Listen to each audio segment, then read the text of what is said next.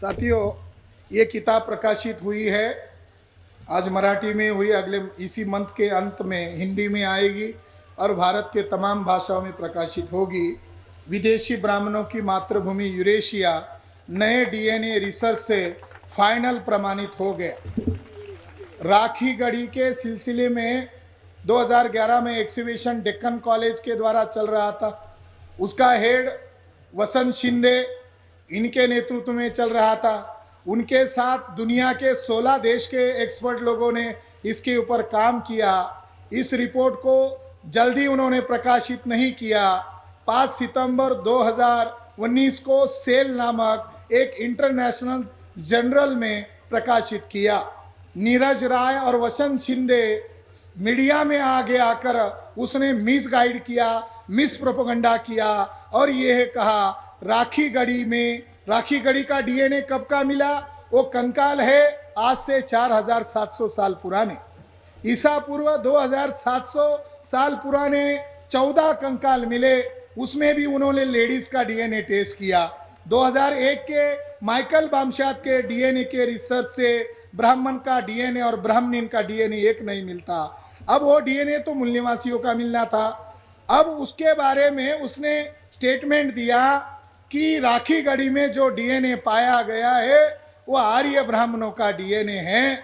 नीरज राय ये आरएसएस से जुड़ा हुआ क्षत्रिय उत्तर प्रदेश का लखनऊ का है और वसंत शिंदे ये महाराष्ट्र के हैं। रिटायर्ड होने के पहले इनको वाइस चांसलर बनाया।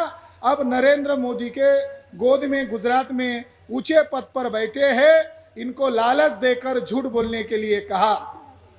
साथियों, डीएनए रिपोर्ट को हमने पढ़ा, 18 पन्ने का डीएनए रिपोर्ट है। इस डीएनए रिपोर्ट में कहीं पर भी नहीं लिखा है कि ब्राह्मणों का डीएनए राखी गढ़ी के कंकाल में मिला। ऐसा कहीं पर भी नहीं लिखा है, बल्कि उसका हेडिंग है, उसका टाइटल है हड़प्पा कालीन राखी गढ़ी सभ्यता में जो कंकाल मिले उनमें यूरेशियन पैस्टोरलिस्ट लोगों का और ईरानी कृषक लोगों का डीएनए का अभाव, यानी ईरानी और यूरेशियन लोगों का डीएनए राखी गढ़ी में नहीं मिला।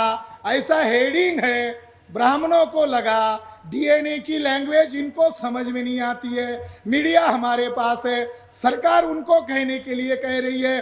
उन्होंने मीडिया से वन साइड प्रचार किया, इसमें ब्राह्मणों का डीएनए नहीं मिलता। इसका क्रॉस एविडेंस मिला सन 2018 में अगस्त महीने के एंड में 192 साइंटिस्ट लोगों का वर्ल्ड लेवल का एशियन डीएनए के ऊपर एक बहुत बड़ा रिसर्च प्रकाशित हुआ।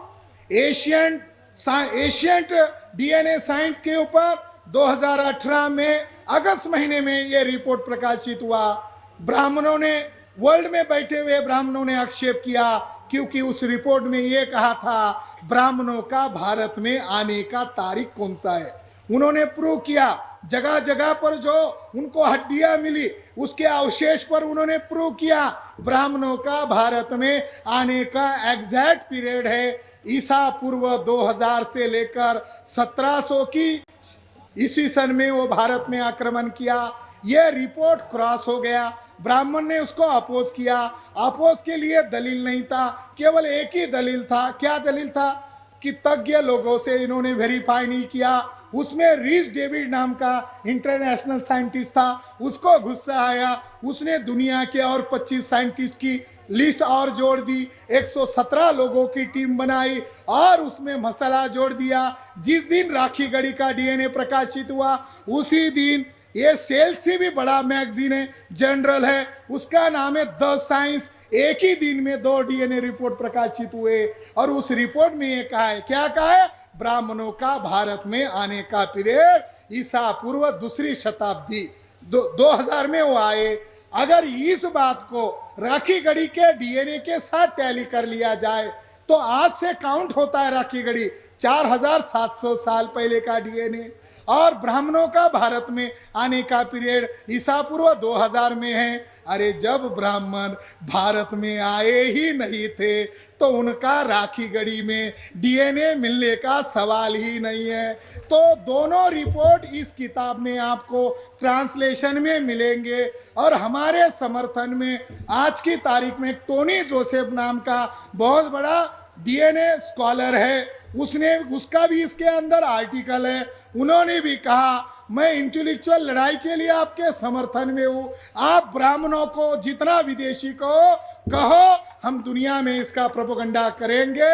और दुनिया के साइंटिस्ट लोगों ने हम लोगों को मेल पर मैसेज किया है, इनको नंगा करो, इन लोगों को नंगा करो, क्योंकि दुनिया वालों के लिए ये ब्राह्मण लोग बहुत बड़ी समस्या है। और रीच डेविड ने इसके ऊपर फाइनल रिसर्च कर लिया। इनका पीरियड है, कब निकले वहां से, ईसा पूर्व 3300 में वहां से निकले, दोनों एरिया में घुसे, एक इंडिया के तरफ से आए और दूसरा यूरोपियन कंट्रीज में गए। यूरोपियन कंट्रीज में एक कल्चर बढ़ रहा था 5000 साल पहले, उस कल्चर का नाम है स्टोन हेंगे। स्टोन हेंगे कल्चर को इन ब्राह्मणों की प्रजाति का साइंस लोगों ने नाम ढूंढा है। ब्राह्मणों का ओरिजिनल नाम है यामनिया।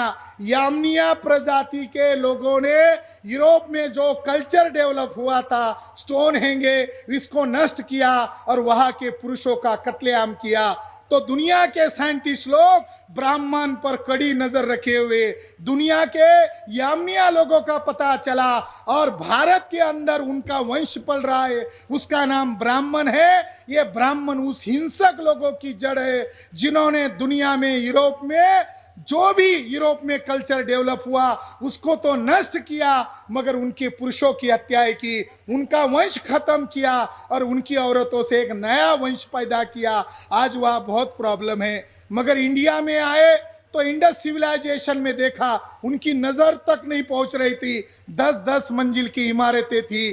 तो उनको लगा ये कबीले में नहीं रहते, ये इकट्ठा रहते हैं, इनको मारना संभव नहीं है। अगर इनको मार दिया तो साउथ से हमको मारने के लिए लोग दौड़ के आएंगे।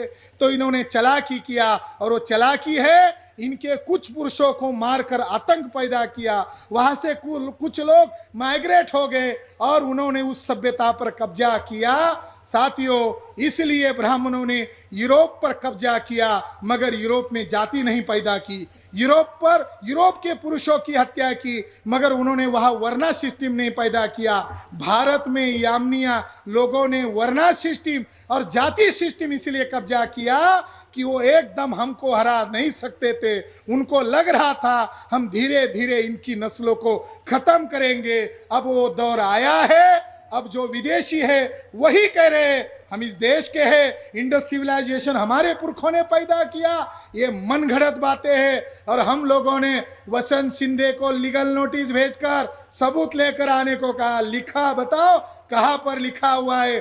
और उनकी ये बात भी हमने इस किताब से हवा में उड़ा दी कि आर्य लोग यही के थे, यही से बाहर गए और बाहर से बाद में यहाँ आए। उनका तर्क चलने वाला नहीं है, क्योंकि दुनिया के साइंटिस्ट लोग मूल निवासी बहुजनों के समर्थन में हैं। वो शिलालेख को तोड़ सकते हैं, वो गुफाओं को तोड़ सकते हैं, वो लिखित किताबों को जलाकर झूठा इतिहास लिख सकते हैं, मगर हमारा डीएनए खराब नहीं कर सकते। साथियों, एक खास बात आपको बताता हूं, इनका डीएनए यूरेशिया में मिला, मगर इनकी औरतों का डीएनए यूरेशिया में नहीं मिला, उनका डीएनए हमारे साथ मिला। इसलिए ब्राह्मण उनकी औरतों से भी अभी परेशान है, क्योंकि उनकी औरतों के कारण उनकी चोरी पकड़ में आ गई। इसलिए भविष्य में एक बड़ा आंदोलन होगा। और माननीय मेश्राम साहब शायद उसकी वजह तो दामाद बनाने की वजह तो आधुनिक भारत में वही है, बाबा साहब अंबेडकर का खून ब्राह्मणों ने किया। इस रहस्य को छुपाने के लिए ब्राह्मणों ने हमारे लोगों को, नेतागिरी करने वाले लोगों को लड़कियां दिया। ये बात मुजुमदार नामक सविताबाई का जो ब्राह्मण पिट्टू था उसने मुझे रिकॉर्ड में बताई है। ये बात है साथियों, डीएनए से प्रमाणित हो गया ब्राह्मण विदेशी है। और 1818 को लड़ने वाले लोगों का दुश्मन एक था, वो भी विदेशी था, और आज हमारे सामने भी जो दुश्मन है वही है, मगर उसका चरित्र हिंसक है, उसका चरित्र युक्तिवाद नीतिमत्ता नहीं है, वो कैरेक्टर से हिंसक है। ये बात 200 साल पहली याद को रखकर उन्होंने किया, आज भी वो हिंसा कर रहे हैं। इसलिए मैं आज के ऐतिहासिक मौके पर राष्ट्रीय अध्यक्ष से कर जोड़कर विनती करना चाहता हूँ, इन हिंसक ब्राह्मणों का हमको कैसे मुकाबला करना चाहिए, आप कोई तरकीब बताएं। धन्यवाद।